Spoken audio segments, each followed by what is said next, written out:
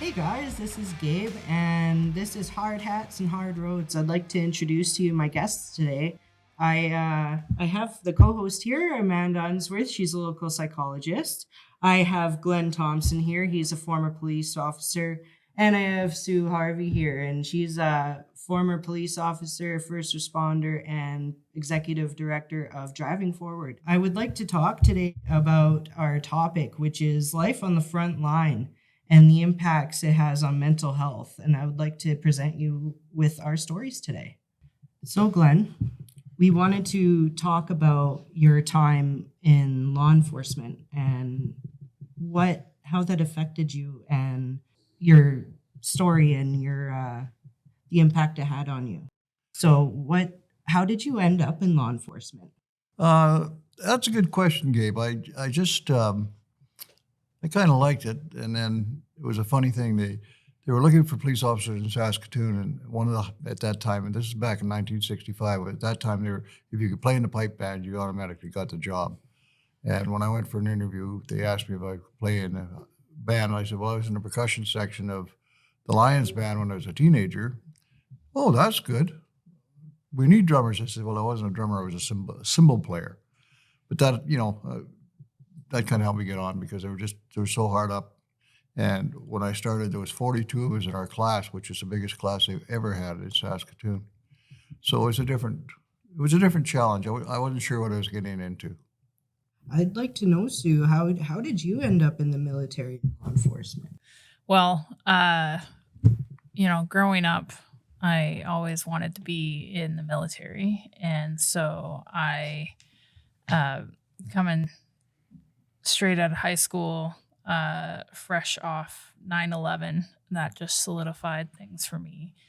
Oddly enough, I went down and I joined the American military because I was a small child and just didn't want to get stuck somewhere cold.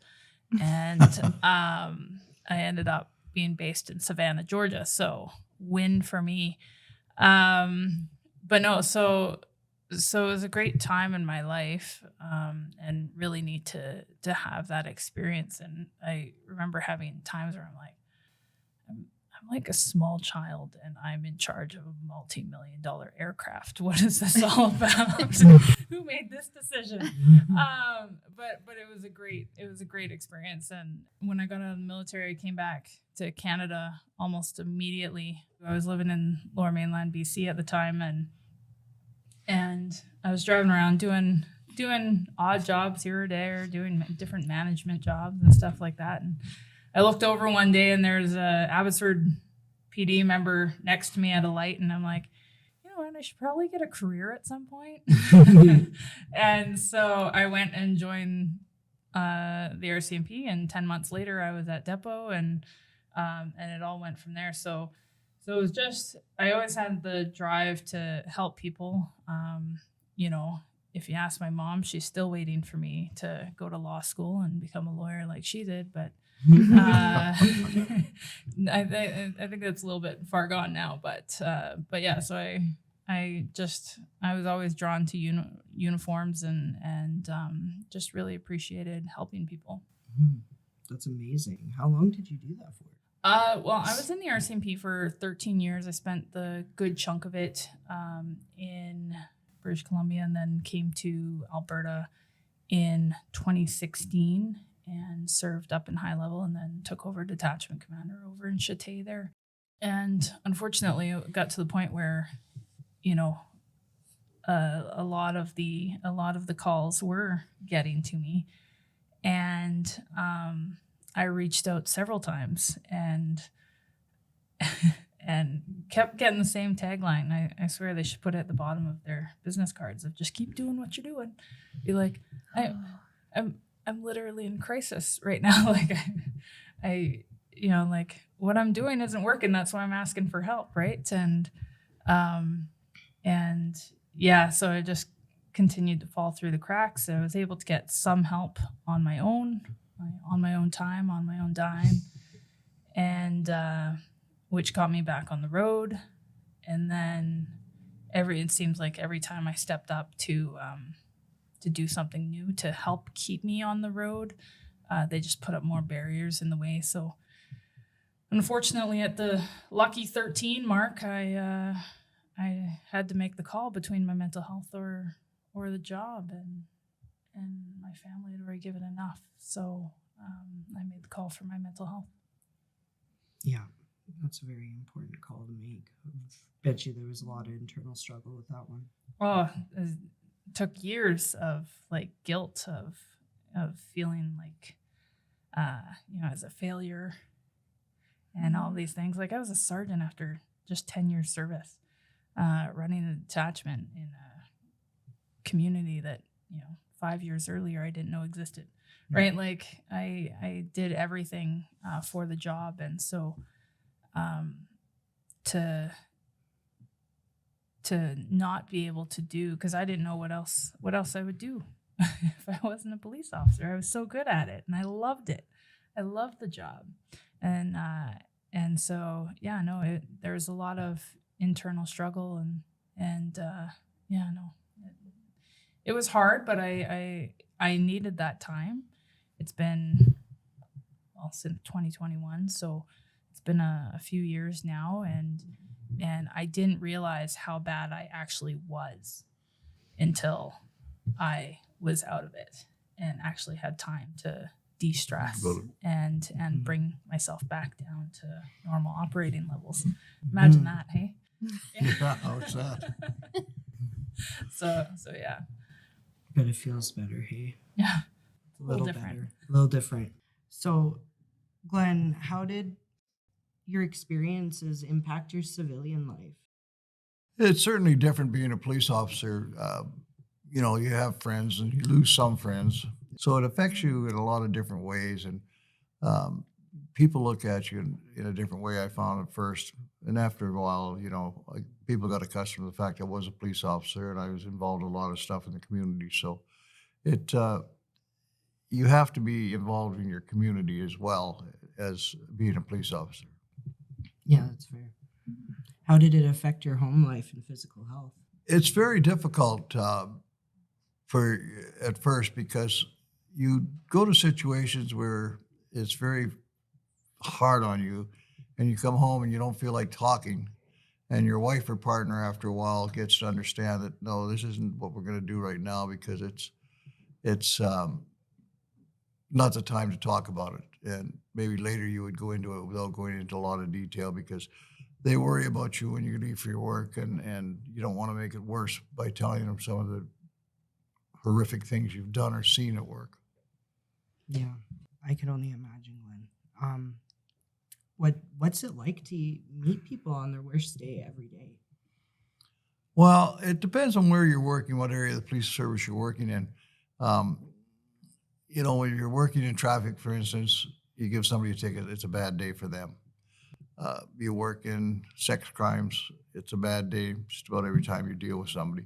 We worked a lot, my partner and I worked in the vice unit, which worked with prostitution and escort services, and we got to know a lot of the prostitutes, and we treated them like people because that's what they are. But, you know, one experience we had was with a young 15-year-old girl on the street, and she was very, very nice little girl, and we tried to talk her get off the street. Every time she was out there, we'd be on her right away to get her off the street. And many years later, I happened to be down at the police college in Regina, and that's part of the university, First Nations University at the time. And I was just leaving after doing a lecture down there, and I'm walking through the lobby, and I hear, Sergeant Thompson, Sergeant Thompson. A young girl comes running from behind the office, gives me a great big hug, and says, you don't remember me, do you? I said, no. She said, well, you and your partner got me off the street when I was 15. And that felt good. That felt really good. You never get to really follow up on stuff like that. You never get to No, see you it. don't. You wonder So what it's a happened to them. huge- You know, and with all the missing and murdered people, we would talk to the girls because they knew we would trust them. And if one of the girls wasn't on the street, we'd ask, why aren't you on the street? Why isn't she on the street? And we get told, don't worry about it. She's safe. You know, she just wanted to get out of this lifestyle. So at least we knew that she was safe. Yeah. But that comes from trust. Yeah. And does that also, if you're going to have a relationship with all these people, that's your emotional investment as well. That's a cost to you, a worry, anxiety. Well, you can't do the job and be cold-hearted. It makes the job even harder. You know, you're dealing with people, and I had a lot of jobs working in the schools and with children, and that is worthwhile. There's things you never forget with that and bring joy to you. How did your coworkers talk about PTSD or the symptoms, and was there even support or acknowledgement of the symptoms? When I first started for several years, I was never talked about it. Well, I don't think it was recognized at that time. And if you showed any sign of emotions or anything like that, it was a sign of weakness. And it was very difficult to deal with because nobody, you know, you just dealt with it yourself or with your friends on the job. Yeah. Mm-hmm. Yeah. But you were in the rural one-man unit. Yes. And so was that very isolating? No, that was different because it's a different type of policing. We do the rural, dealing with the people in the rural municipality, which is the same as the counties here. The RCMP police the area too, and they do all the major things. And if they're short-staffed and there's a serious, like an assault or a domestic situation, if there's only one officer out there, then I would back them up. Or if there was no officers, I'd end up having to take it myself. So it was completely different. But, you know, it was more in a PR type of thing. You know, you're helping people with lost animals, or you're working on overweight trucks and trying to keep the community happy. And then it's a different type of work. Mm-hmm. The resiliency for being in the police force, what do you do to get through that, to get through the feelings? Well, I think a lot of it is you become friends with police officers, and not just police officers, but firefighters, paramedics, and even tow truck drivers, because they respond to serious accidents with police and fire and emergency workers. And you discuss things, and we started a little social club in Saskatoon where it was started out as police and firefighters, and then the paramedics started to come in, and you could talk about situations between yourselves, and you know, you felt comfortable talking because they knew what you were talking about. Yeah. And that helped a lot. Sounds invaluable when somebody can validate the gravity of those situations. Yes, I belong to a couple of service clubs, and I don't mind people asking me about policing. I enjoy it. I can't get into specific incidents, but I certainly can talk about policing and the effects it has on you and the kind of things you see and do. And being in service clubs, it helps because it helps people understand you better and that you're a human. You're not some kind of machine. Yeah. So did you end up getting help? And if you did or didn't, what kept you from getting help? I don't know really why I didn't get help. I guess I thought I could handle things. And for the most part, I do fairly well. There's only 3 or 4 incidents that really affect me in a big way. And sometimes when those come up, you know, something will come into my mind and bring that back. And it's like when my son lives up here, we come up to visit when we go through Marathorpe. And I always find that I put my hand over my heart as a result of the 4 officers that were killed there, because I was involved with a shooting to an RCMP member. But you never get over it, you know. And it doesn't take much. Sometimes just a little thing that you see on the news or just something you see will flash back in your mind and bring it up to you again. Yeah. And I really appreciate you sharing that, Glenn. That means a lot. I really feel for you there. What if there's someone first starting out and first responding, what advice would you give them? Nowadays, I would give them the advice that if you're having problems dealing with a situation that you experience, there is help available. For many years when I was in the department, there was no help available. And I know Saskatoon has a trained person on staff now that if there's a major incident, when the officers come in, they can sit down and talk to them, or even the victim, they can go out and help with the victim on the scene. And it's more readily available now because it's recognized as a job problem. But like I say, when I first started, it was a sign of weakness, and you didn't talk to anybody about it. Mm-hmm. Absolutely. I would think too that it's, people would understand after a big incident, maybe that's on the news or something, that we would expect there to be, feelings after. But I also think the feelings happen after those, meeting those same people over and over and trying to help them and doing all of that. That's the sort of that relentless kind of emotional drain that can happen. Right now, the way things are with the court systems, they don't keep people, they're arrested even on serious crimes. They're arrested and they're released on conditions to be good, behave yourself, be in a house by such and such a time, don't associate with so-and-so. 2 weeks later, they're arrested for another serious incident involving weapons because weapons are so common now. They're arrested, charged with that, charged with breaching the conditions, and released again until their court date with more conditions. And it's just a revolving door. And the officers, I feel sorry for the officers now because they're arresting the same people over and over again. And many times now it's 13, 14, 15-year-olds that are involved with these. And you don't know now what you're dealing with because there's so many weapons around. That's both firearms and bladed weapons. Mm-hmm. It's dangerous. It is. And that's a good point too, that unknown. You don't know what you're walking into. You don't know who's in the house or what they have. And even that unknown piece is an emotional impact every single day. Well, you have to pay more attention to what you're doing. When you walk up to a lot of people complain, I know since I've been up here in Grand Prairie, complain about they can't have dark tint on their windows in their vehicles. Well, one thing, if you've got dark tint in your windows and you're a driver at night, you don't see pedestrians. But the main thing is a police officer, even in the daytime when they're approaching that car, can't see how many people are in there or can't see what's going on in the car when they approach it. And that's a very dangerous situation. Mm-hmm. So, Sue, what do you see the barriers being for someone getting help? Well, you know what? That's something we deal with quite often is because the majority of the people that come through our program is like, why is this not like widespread? Why are agencies not jumping on and getting on board with this?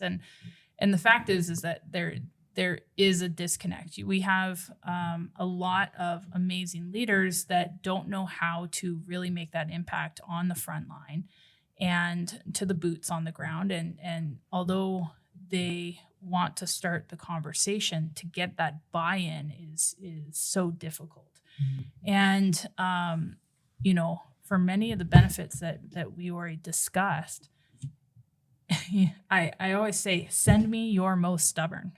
Yeah. Send me the one that if they were surrounded by puppies and kittens, they'd still be grumpy and not want anything to do with it.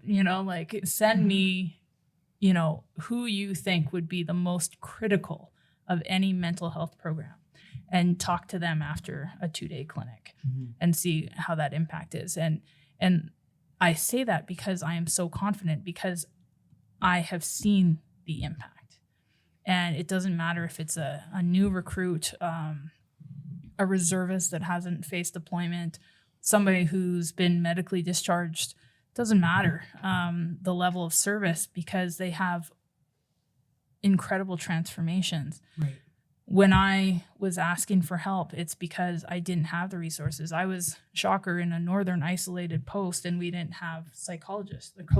Our closest psychologist is here, which is 5 hours away, 6.5 when I was in Château, right? So mm-hmm. we need help connecting. And so if you're calling the people that are supposed to be helping and they're not giving you help, they're just saying, keep doing what you're doing, there's a problem. Yeah. And it's not, at no point did I think that they just don't care, because obviously they wouldn't be in those roles if they didn't care. But there's a disconnect that we have to really mitigate. We need to bridge that gap. Yeah. And this program is amazing. And just speaking to occupational therapists and psychologists after the fact, they're like, oh, you open a door. Like, you open a door to a whole new level of possibilities, because they have that possibility of gaining that confidence and moving forward. And even when things go sideways, because shocker, life likes to kick you in the junk every now and then. Yeah. So when it does, you have this to regroup and bring yourself back and refocus. So there's a lot of barriers there separating the change makers from the boots on the ground. And the change makers really need to make sure that the systems that they're putting into place aren't just checking a box, but they're actually making an impact. Right. And I hate to say it, but the boots on the ground aren't always the ones that are going to point that out, because they're looking up at higher rank and heavier shoulders. Absolutely. And they're like, yes, sir, it's fine. We're good. No, of course, not affected at all. No, you're going to deny that critical incident debrief or peer support? Yeah, no, I'm good. Keep trucking on, right? When in reality, it's happening all the time. Right. Yeah. Well, and that people don't have to fall completely apart before they get help. You can be functioning in your job and still seek out services for support. You're allowed to thrive in this life. You don't have to survive. Well, and that's why the concept of like human performance training has, I'm like, why are we not doing this on the front line? Like, we are in the most high risk roles you can think of, because we have not only our lives at risk, but other people's lives at risk. And yet we're not training our minds to function in those high stress situations. We're training our bodies constantly. Yep. How many times do we go through muscle memory exercises, but we're not training your equipment? How many checks do you do on your equipment, right? And make sure you have every... And the biggest thing I get is, well, we don't have time for that. And be like, okay, well, you can send them on a 10-day course for this, but you can't send them on a 2-day course that will actually improve their performance overall on the street, right? And their longevity. Yeah. 100%. How much money, like, for the ones that, focus on the, the dimes, how much money are we losing because we're not taking care of people's mental health, and we're losing it on performance. So anyways. I think a lot of people, first responders that have been around for years, don't feel comfortable admitting there's a weakness. Younger people now, they're getting more aware of help being there and the problems that exist.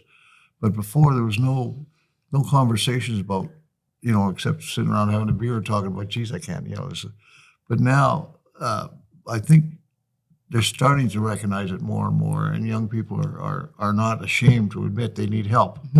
Where the older people like myself, sometimes you feel ashamed because you're supposed to be the strong one, and it's difficult. But like, how much strength does it take to stand up and be vulnerable? Exactly. Right? Oh, right. Like, that's where the true Hercules is, right? Yeah. And when I'm able to frame it in a way that you're not at your best, not even like emotionally, but just in overall performance, then they wake up and they're like, oh, well, if I'm not thinking clearly, if I'm not most creative, most, the best that I can be in problem solving and stuff like that, we're not being the best first responder we can be, right? So that usually brings it in too, and they jump on board, especially when I give like, a 3-minute exercise that can drastically reduce cortisol levels, and they make sense to them, and they're like, okay, well, maybe I do have time for those 3 minutes. Might have 3 minutes in my day. Like, seriously, like, come on. If you can reduce cortisol levels from like, up to like 40-something%, just from 3 minutes. Isn't it worth it? Right. You're Yeah. going to wait for your coffee longer than that. Yeah, you're like, Yeah. okay, maybe I can buy into this, right? But it's all about context, and sometimes there's a disconnect between clinicians and the front line, because we don't like to be treated like science experiments either, where we have to define every single acronym, or we have to explain the entire chain of command and why that doesn't make sense to them and all these things. So we're gonna not go to that clinician in that sense, right? So there's layers. There's an entire onion of barriers. But it's doing one step at a time, because if we can build the self-efficacy in our front line, then they can overcome those barriers themselves. But it all starts with those conversations and building that self-awareness and building that confidence. And killing the stigma. Breach the stigma. That's why I like to say breach the stigma, because it sounds cool and tactical. And but even on, I forgot my challenge coins before I came down yesterday, but even on my challenge coin, we have a soldier kicking. It is supposed to be kicking a door, but then I changed it to kicking stigma, so stigma's being blown up. Love it. And it's pretty darn cool. But that's the thing. It has to be cool. It has to be high speed, low drag, and it has to be tactically sound. And so I say breach the stigma, just like we breach doors and everything else. Yeah. I think a lot of times to make the public realize what's going on, first responders have to open up and make people aware of what they go through. Don't hide it. And people will understand more. The more first responders open up to the public, the more public listen to them, then there'll be more pressure put on to get help for people. Absolutely. Find some allies. Yes. I hear amazing things. You have a program. Yeah, well, I essentially made a decision back in 2019. We were dealing with the wildfires up north, and I was in major crisis. I just about lost my battle with post-traumatic stress during that time, and I couldn't talk to anybody about it because I was team lead for night shifts. I was on night shifts for like 2 weeks straight, and I had all these people from all over the province up there working for me, and I couldn't let them down. So, but I found myself in a point where I could physically feel where my firearm was in the room. It wasn't a conscious suicidal ideation, but it was like I was being called. And like anybody who's had a puppy, I instead of putting in the kennel in the basement and hoping I could get some sleep, I put my lockbox all the way down to the basement, closed the door, every door in between, and went back up and forced myself to sleep, because I know like your brain doesn't work properly if you're not sleeping, right? So, and the next day when I woke up, I forced myself to do something normal, because here I am, I'm in a house that's way too quiet for the amount of kids that I have. And I had to close their doors because it was just so surreal. And I went golfing. When I was out at the golf course, I realized a few things. First of all, I got in an argument with the universe, because I look up and there's like in one direction, it's complete like beautiful blue skies. I do a 180 and I turn around and it looks like Mad Max, like post-apocalypse skies. And I'm like, really, this is what you needed me to do? You couldn't have sent me a memo. You had to make me go through all that to realize that this was kind of a good idea. Up to that, I realized that golf provided the opportunity to experience all of these emotions that we experience in our day-to-day life, but in a safe environment. So when I go to my psychologist and be like, okay, well, next time this happens, try this technique. And then I go out onto the street and, something happens, real time, real emotions. That technique goes out the window. I give up on it forever because it clearly doesn't work. When in reality, I just don't have the confidence using it because I haven't had the practical application. And so, you know, it was really neat. And I said, well, maybe we can do something with this. And knowing that we were all athletes at one point, whether it be forced or not, the amount of running that we had to do. And, you know, so we all have a connection to the physical, and especially, you know, you go the APA, they define sports psychology as the, you know, emotional and mental component of physical activity. Well, what do we do as police officers? What do we do as firefighters? What do we do? Like we're doing physical activity, and very emotionally charged. Mm-hmm. So why not train like an athlete? And so we developed the program based on that. That's amazing. And can you tell us what the program is called? Yeah, it's Driving Forward. There's a fun story there because I'm like, what's something cool that we can do? And I'm like, well, it's golf related. So FOREWARD. And then I sent it to Ottawa to register as a nonprofit, and they kicked it back saying, check your spelling. I said, kicked it back and said, it's funny. Shocker. They didn't have much personality on that end. But no, so Driving Forward and essentially, you know, you don't have to be a golfer. It has, in reality, it has nothing to do with the golf. Mm-hmm. The golf is the practice ground. Yeah. To provide you the tools and you know, talk about the psychologist. My psychologist just sits there and be like, all right, what have you done now?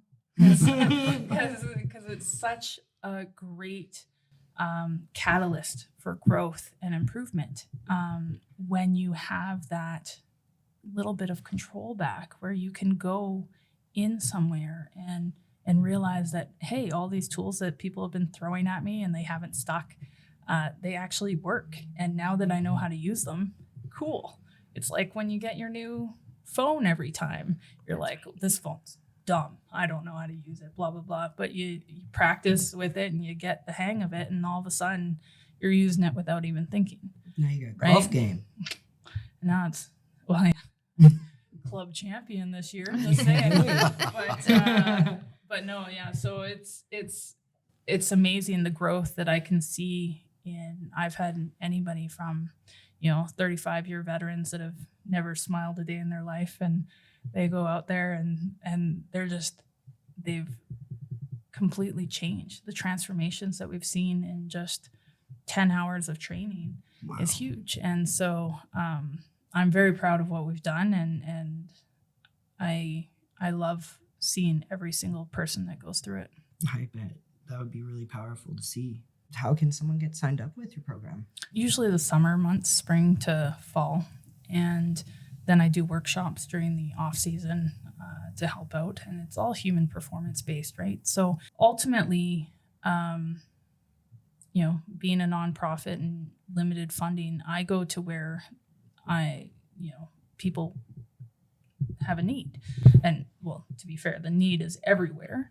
Absolutely. But if I have a group or even just 2 or 3 people that are willing to work with me to make a clinic happen, then we make it happen and go from there. And that just makes life a hell of a lot easier. What's really cool about that is that it's actually like the mental health part. So we think of mental health and we think of all the illness that comes along with when our mental health is not working for us. But that is like just a really beautiful, like, this is health and this is a hobby and this is a thing that, you know, you can do it with your peers and you can find connection to yourself also. Well, and that's one of the important parts of us traveling to people is that you naturally create a cohort of peers. Mm-hmm. And so that, like I could make you come up to me, but in reality, you'd get home and be like, now what? Yeah. That was a fun weekend that I went golfing and got home. Woo! And now what? Nobody here understands what I just did versus, you have a group of like 12 people around you that you say, hey, do you want to go out? And you don't even have to talk about what you're doing. You all understand what you're doing. Mm-hmm. And sharing stories about what you've discovered and the level of self-awareness that people get is huge. And really, if you don't have the self-awareness, it's really hard to make much progress, right? And so that's really the first step. So it's pretty cool in that regard. It's amazing. Mindfulness skills to the max. Yeah. But with the payoff of it's in the physical world of like you could Right. see the benefit of it. Like your golf game improves because you're doing the skill. Well, Deepak Chopra wrote a book called Golf for Enlightenment, which is really good. You should if you have any inclination, it's a good book. But he says in there that the golf ball always knows. How often do we have this outside persona that we give off when in reality we're crumbling on the inside, right? And so, and I've had that where I'm going out and I'm doing my own exercises, and then all of a sudden, and I'm doing really well, and then all of a sudden I friggin' 90-degree it into the bushes, and I'm like, what just happened? And then I have to self-reflect. And then I self-reflect and I realized that I had an errant thought. I wasn't focused when I thought I was focused. And the ball was telling me, hey, listen up, right? And go from there. So it's really neat in that regard. But again, back on the mental health aspect, simply being outside, how many benefits to simply being outside? And we have so many of our folks that's probably like the only time or the longest that they've been outside in a very long time, right? And so to have that progress of them, one, gaining the confidence in being out there, but two, gaining the benefits of one, moving, even in any regard, but just getting out there and moving and being outside, like there's so many layers of benefits. It's pretty darn cool. Yeah. I can't thank you enough for sharing that with us. Like, I'm gonna check it out. That's cool. Another thing I could mention is it's not always people that help you; it's animals. Yeah. Where I lived in Saskatoon, we lived in a small lake in a provincial park just out of Saskatoon, and I loved it down there. And a lot of people would come down there in the wintertime just to walk, especially once COVID hit. They come down there and sit in a big space, have coffee, and lots of chickadees down there that like sunflower seeds. And I started putting some bags, giving people bags to feed the birds. I'd meet people and little kids, and I'd show them what to do. And, and they're, this guy's crazy. But, I had one fellow there one day, him and his wife, and he says, well, what, are they going to come and eat off you? I said, well, yeah. He says, well, how do you get them to you? I said, well, you're just standing here. I said, you got one on your shoulder and one on your head right now waiting for sunflower seeds. A lot of people have never had the experience of a live bird, wild bird landing in their hand, and they don't know what to expect. And it's just fun watching the reaction from them, especially the little ones. They're just a blast. Yeah. Well, it's any connection with anything outside of ourselves, right? Like we get so distracted by what has happened or what might happen. Oh, yeah. It allows us to be fully present. You just get right in a different mindset. You don't know what's going on 100%. around you. You're doing this thing out and enjoying nature and people. Yeah. Well, and the magic of life is in those moments. Yes. Oh, So for sure. You have to be present to the moment to get That's it. a fantastic tagline for this. Yeah, 100%. I just want to thank you guys for your stories and for coming on the podcast. I'm sure someone will really appreciate their stories just like I have. That's for sure. Remember to check on your friends, your family, and from something that I've learned being invited to a first responders and veterans mental health fundraiser this last weekend, check on your partners. Check on your partners. Give them a call. If you're in crisis, call 911. And to connect with the crisis responder and get help without judgment, you can also call 988. I appreciate you guys. Thank you.